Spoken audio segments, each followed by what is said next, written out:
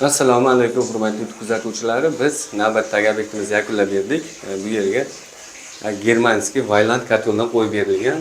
Bu gazda ishlaydigan kotyolimiz T6 turbo rejim o'rnatsa bo'ladigan variantini. Xo'sh, mana montajlarimizni ko'rishlaring mumkin. Xudo xohlasa, kelajakda yana to'pli pol uchun ham alohida montajlar, alohida tochkalar qo'yib ketilgan. Hozirgi kunda mavjud to'pli polimiz bor. Mana bir xona o'sha vanna xonani to'pli pol qilingan. Undan tashqari yana bu kottejga qilib berganmiz bu joyda. Kottejda o'sha qolgan xonalariga ham xudo xolasa to'pli pol qilib berasizlar deyishgan. O'shaning hisobiga bu yoqda alohida tochka qoldirib ketilgan.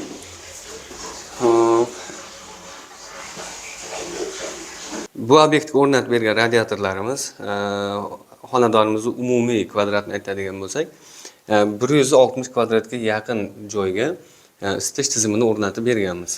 Aytib o'tganimizdek, xudo xolasa vanna xonalarga va mana xonadonlarga ham xudo xolasa to'pli pol qilish mo'ljallangan. O'shaning uchun alohida to'pli pol uchun alohida tochka qoldirib ketganmiz. Mabodo kotyolimiz rasxodini aytadigan bo'lsak, bu odatda ko'p joylarda o'sha izolyatsiyasi yaxshi bo'lmagan xonadonlarda 700 ming atrofida plus minus rasxod qilish kerak. Qilayotgan joylari bor va qo'shimchasiga ma'lumot beradigan bo'lsak, agar izolyatsiya yaxshi bo'lgan xonadonlar bo'lsa, gaz rasxodi anchagina kamayadi.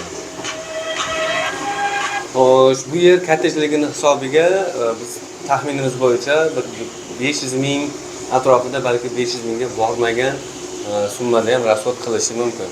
Chunki bu yerlar yaxshi izolyatsiya qilingan bo'lishi kerak. O'shaning hisobiga xudo xolasa rasxodlari ancha kam bo'ladi. Gaz muammo bo'lmagan joylarga aqlli kotyol o'rnatsa bo'laveradi, yaxshi ish beradi.